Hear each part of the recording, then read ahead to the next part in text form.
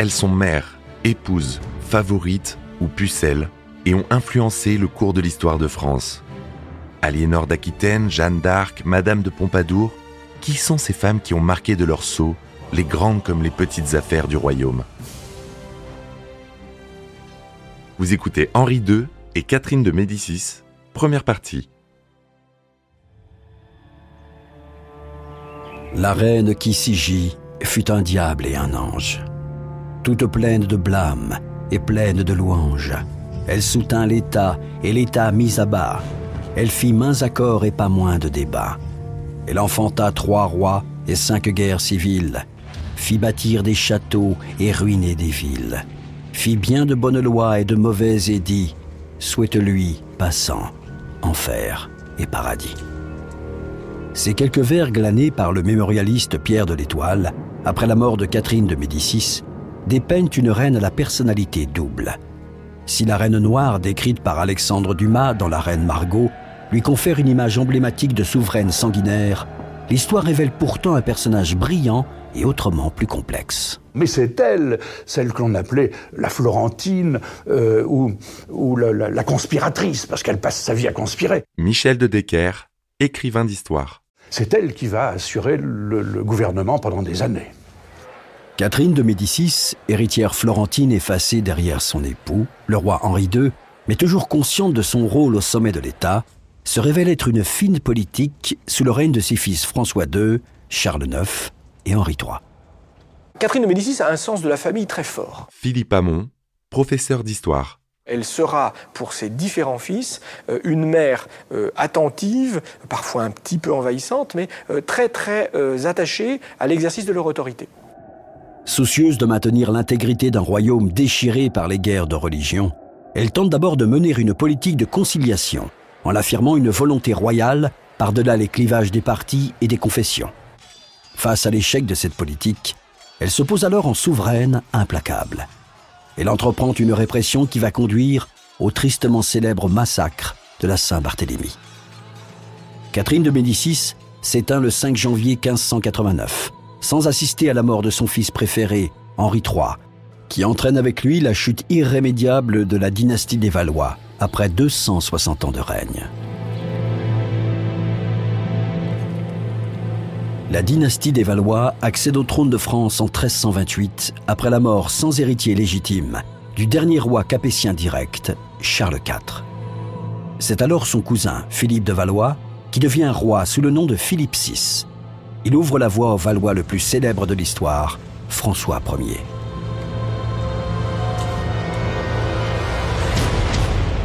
Certains historiens partagent les 260 ans du règne des Valois selon 3 phases. La survie de 1337 à 1453, les réalisations de 1453 à 1559 et la catastrophe de 1559 à 1589. La période de la survie fait référence à la guerre de 100 ans qui se déclenche quand un autre cousin, Édouard III d'Angleterre, se pose en prétendant au trône de France et remet en question la légitimité des Valois. Après avoir bouté les Anglais hors du royaume, les rois valois achèvent de rassembler les provinces et installent une autorité royale incontestable. Ils s'opposent alors aux puissants ducs de Bourgogne, qui rêvent de porter la couronne. Ces derniers s'empressent donc de conclure des mariages d'alliance avec les Habsbourg, dynastie rivale qui règne sur l'Espagne, l'Autriche et le Saint-Empire romain germanique. Ces liens instaurent alors un véritable climat d'hostilité entre Valois et Habsbourg. Le territoire des Habsbourg encercle le royaume de France et François Ier entend bien leur démontrer sa force. Poursuivant le rêve italien de ses prédécesseurs, Charles VIII et Louis XII, tente de faire valoir ses droits sur l'Italie du Nord. Ce duel naît à la fin du XVe siècle, à partir du moment où la France commence à reprendre une autorité. Didier Le Fur, écrivain et historien. En Europe, après la guerre de 100 ans, après s'être reconstruit à l'intérieur du royaume, et où elle commence justement à développer l'idée d'une idée d'empire qu'elle pourrait construire à partir de la péninsule italienne. Et ce duel va donc commencer à partir de Maximilien, à l'époque de Maximilien et de Charles VIII et de Louis XII.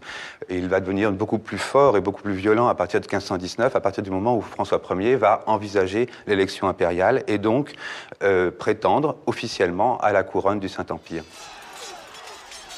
À la brillante victoire de Marignan en 1515, succède l'élection de Charles Quint comme empereur des Romains, 1519. Le désastre de Pavie, en 1526, consacre alors la suprématie espagnole. François Ier est fait prisonnier et engage de respect de l'humiliant traité de Cambrai, qui l'oblige à abandonner ses prétentions italiennes. Le roi doit se résoudre à laisser ses deux fils, François et Henri, comme otages dans les geôles espagnoles pendant plusieurs années.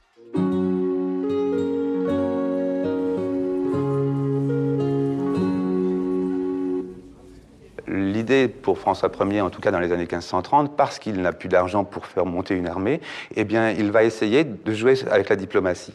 Et comme Charles Quint va mettre un holà assez ferme par rapport au projet de mariage de son fils Henri avec une de ses filles à venir ou une de ses nièces, eh bien, François Ier va chercher d'autres alliés en Italie, parce qu'il n'en a plus du tout.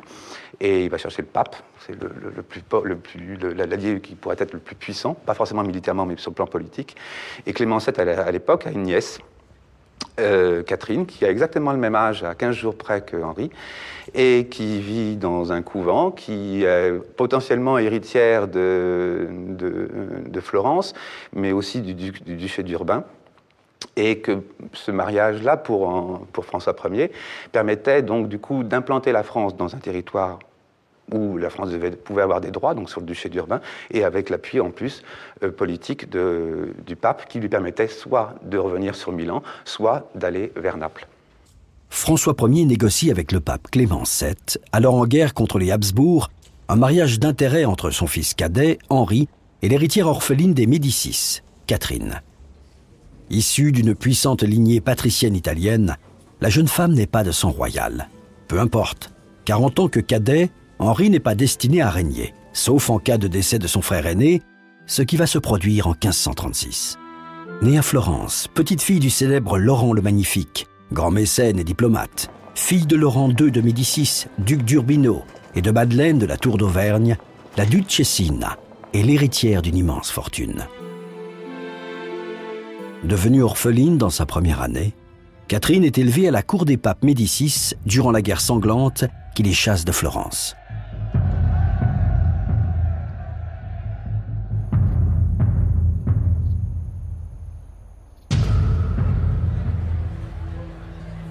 L'union de Catherine et Henri est célébrée à Marseille le 28 octobre 1533. Ce mariage politique s'accompagne d'un traité d'alliance entre la France et la papauté qui promet une aide pour la reconquête de Milan ainsi qu'une dot substantielle. Mais la mort du pape, l'année suivante, anéantit les projets de François Ier. Le nouveau souverain pontife s'allie à l'empereur. Le mariage Médicis-Valois n'est plus d'aucune utilité pour la France. Alors Henri épouse Catherine de Médicis, à laquelle il finira par faire des enfants au bout d'une dizaine d'années, alors qu'il vivait tendrement avec Diane de Poitiers, avec son institutrice, qui, un jour, a eu une déclaration d'Henri qui lui a dit « Je vous aime ». Alors c'est assez étonnant, parce que Diane de Poitiers, qui était la plus belle femme du royaume, dit-on, avait, elle, à 15 ans, épousé un vieux barbon de 55 ans, le grand sénéchal de Brézé, le sénéchal de Normandie. Après sa mort, elle va succomber aux avances d'Henri II. Parente de Catherine par sa mère, Diane de Poitiers devient sa dame de compagnie. Âgée de 30 ans, la jeune veuve, à la beauté antique et au caractère affirmé, va devenir sa grande rivale.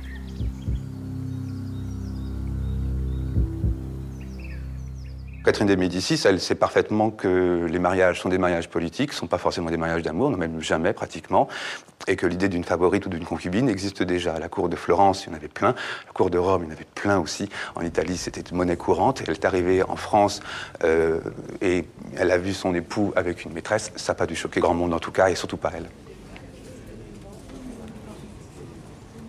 Catherine supporte avec humilité l'omniprésence insultante de sa rivale. Diane est sûre d'elle et jouit d'une grande influence à la cour.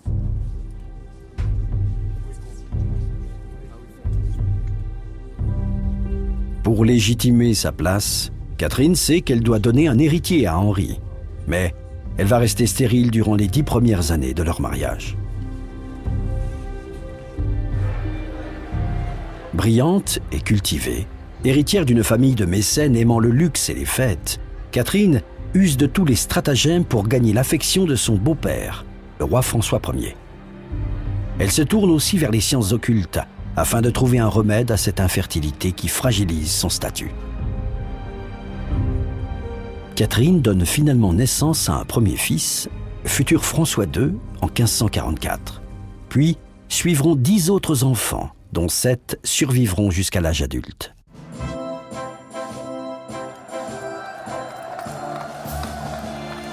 Après la mort de François Ier en 1547, Henri II accède au trône et la Florentine est propulsée reine de France.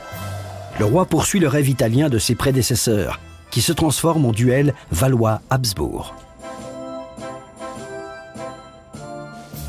En 1555, l'empereur Charles Quint abdique en faveur de son fils, Philippe II d'Espagne. L'année suivante, Marie Tudor, reine d'Angleterre et d'Irlande, et nouvelle épouse de Philippe II, déclare la guerre à Henri II. Les forces espagnoles envahissent la France depuis les Pays-Bas et remportent une victoire écrasante à Saint-Quentin. Catherine de Médicis assure la régence et manœuvre habilement avec le Parlement pour obtenir les fonds nécessaires à la poursuite de la guerre. Catherine de Médicis, pendant tout le règne de Henri II, n'est qu'une reine de France qui fait des enfants. Elle a eu 2 fois la possibilité de régence lors des 2 voyages que Henri II va faire en Allemagne, mais ça ne dure que quelques semaines, et son pouvoir législatif, politique, il est nul. Une reine de France n'a pas de pouvoir tant que son mari est vivant et existe.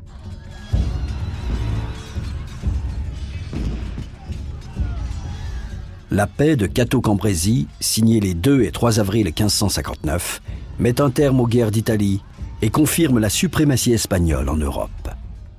En quoi consistent ces accords? Eh bien, ce sont sensiblement des affaires religieuses, parce que Henri II cède toutes ses prétentions sur l'Italie en demandant à l'Espagne de l'aider éventuellement contre les Huguenots.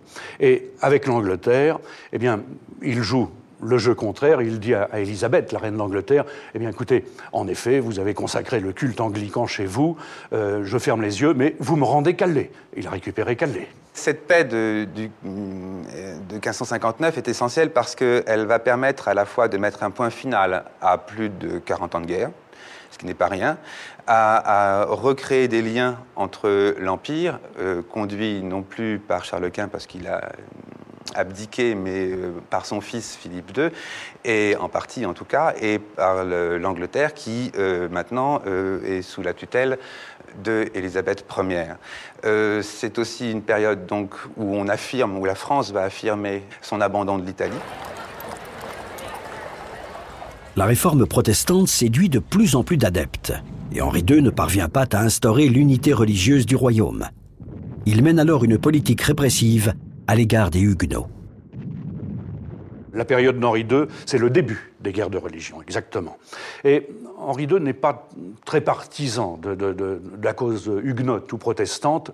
Et en cela, il est extrêmement influencé par Diane de Poitiers, qui a été élevée dans le catholicisme pur et dur, et qui lui dit, à Henri, elle lui dit, il ne faut pas que les Huguenots aient une influence considérable. On va d'ailleurs, à cause d'elle, ou grâce à elle, disaient les catholiques de cette époque-là, signer l'édit des Couans, qui interdisait le culte protestant sur le royaume de France. Pour concrétiser la paix avec les Habsbourg, des festivités sont organisées et célèbrent des mariages princiers. Élisabeth de Valois est une des filles de Henri II et va épouser, donc après, comme tous les paix se finissent souvent par des mariages, elle va épouser Philippe II d'Espagne, et donc liée par le mariage, en plus des traités de paix et de tous les contrats qui ont été faits, donc liés spirituellement 2 nations qui se sont fait la guerre pendant 40 ans, c'est-à-dire la France et l'Empire. Henri II est un colosse, bel homme, rompu à tous les exercices physiques. Il tient beaucoup de François Ier, son père. Michel Carmona, historien. Henri II aime beaucoup l'un des grands sports des gens de sa catégorie, j'allais dire, c'est-à-dire des rois, des princes, de la grande noblesse, qui est les tournois, ce substitut de la guerre. Lors d'un tournoi, Henri II affronte le capitaine de sa garde écossaise, le duc de Montgomery. La lance de ce dernier se brise, atteignant le aume du roi et lui écorche l'œil. Victime d'une infection, le souverain s'éteint après 10 jours d'agonie le 10 juillet 1559. La mort de Henri II, qui a été une mort alors complètement inattendue, il était là dans la force de l'âge, et sa disparition va évidemment créer des troubles très profonds, une instabilité très profonde. De toute façon, toute régence est une catastrophe dans le système royal français, et cette mort va apparaître comme un signe pour les contemporains du désaveu de Dieu à l'égard de ce qui se passe en France. Avec Catherine de Médicis, il a tout de même 4 fils capables de régner. Il a le petit François, il a Charles, il a Henri, et il a encore un petit dernier qui est Hercule, le duc d'Alençon.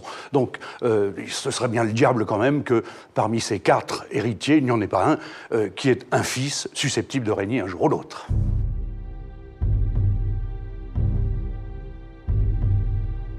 Après avoir passé 26 ans dans l'ombre, l'épouse d'Henri II et l'italienne Catherine de Médicis endossent alors un rôle public auprès de leurs 3 fils.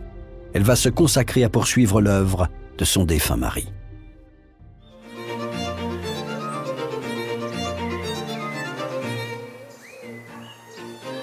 Princesse de la Renaissance et digne héritière des Médicis, ces grands mécènes de Florence, Catherine entend bien imposer sa marque en important les modes et les mœurs italiennes à la cour. Elle souhaite aussi poursuivre l'œuvre architecturale de François Ier et d'Henri II. Pour cela, il lui faut effacer l'amour, gravé dans la pierre des châteaux royaux, de son mari pour sa rivale, Diane de Poitiers. Cette dernière doit échanger Chenonceau contre Chaumont et restituer, comme c'est l'usage à la mort du souverain, les bijoux de la couronne. Diane se retire ensuite dans son château d'Annay et Catherine entreprend la transformation des monogrammes de sa rivale qui ornent les résidences royales. Catherine de Médicis est une bâtisseuse comme François Ier l'a été. Didier Le Fur, écrivain et historien. Et elle est dans la même logique, c'est-à-dire qu'elle construit beaucoup, elle a des tas de projets tout le temps, mais elle finit pas grand-chose. Alors soit parce qu'elle a d'autres idées, soit parce qu'il manque d'argent, soit parce que la cour a changé pour des raisons politiques, on a changé de lieu. Ces constructions personnelles, en fin de compte, elles pourraient se résumer à 3. L'agrandissement de Chenonceau, le palais des Tuileries, qu'elle va se construire au milieu des jardins du Louvre, et mais qui ne sera pas achevé non plus. Et puis peut-être ce mausolée, dont on oublie souvent l'existence, qu'elle avait voulu construire à l'abbaye de Saint-Denis, juste à côté de l'abbaye, pour faire une sorte de lieu à la gloire de son mari, d'elle et de ses enfants. L'hôtel des Tournelles, qui a vu mourir Henri II, est complètement abandonné. Catherine de Médicis décide de construire à cet emplacement sa nouvelle résidence parisienne et de tracer des jardins sur les vestiges d'anciennes fabriques de tuiles. Ce sera le jardin des Tuileries. Le palais des Tuileries, que la reine-mère fera sortir entièrement de terre, est le plus vaste projet de construction du dernier quart du XVIe siècle. L'architecte à l'origine de l'œuvre, Philibert Delorme, enseigne à la France le style classique, rationnel et régulier. Pour plaire à la reine, il y ajoute des ornementations et de riches matériaux. Les colonnes, pilastres et lucarnes des Tuileries sont des chefs-d'œuvre de la sculpture de cette époque. Seul le rez-de-chaussée de la petite galerie est achevé de son vivant, ce qui permettra plus tard à Henri IV d'ajouter un second étage pour relier les 2 palais du Louvre et des Tuileries. À la mort de Delorme, en 1570, Jean Bulan lui succède à la charge d'architecte en chef auprès de Catherine de Médicis. Elle lui commande la construction d'un tout nouveau palais, l'hôtel de la Reine, qu'on appellera plus tard l'hôtel de Soissons. Il n'en reste aujourd'hui qu'une simple colonne dorique, la colonne de l'horoscope.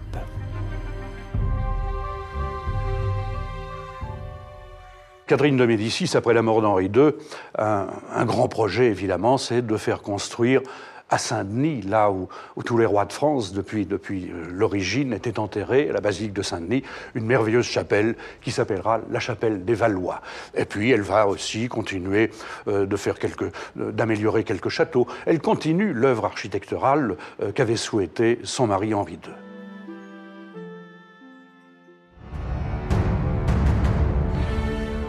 Vous venez d'écouter À l'ombre des monarques.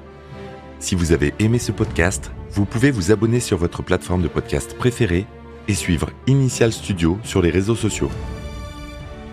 À l'ombre des monarques est un podcast coproduit par Initial Studio et Merapi, adapté de la série documentaire audiovisuelle Les Rois de France, produite par Merapi.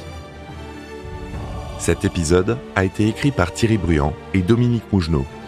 Il a été réalisé par Catherine Mignot. Production exécutive du podcast, Initial Studio. Production éditoriale, Sarah Koskiewicz et Mandy Lebourg, assistée de Sidonie Cotier. Montage, Johanna Lalonde, avec la voix de Morgane Perret.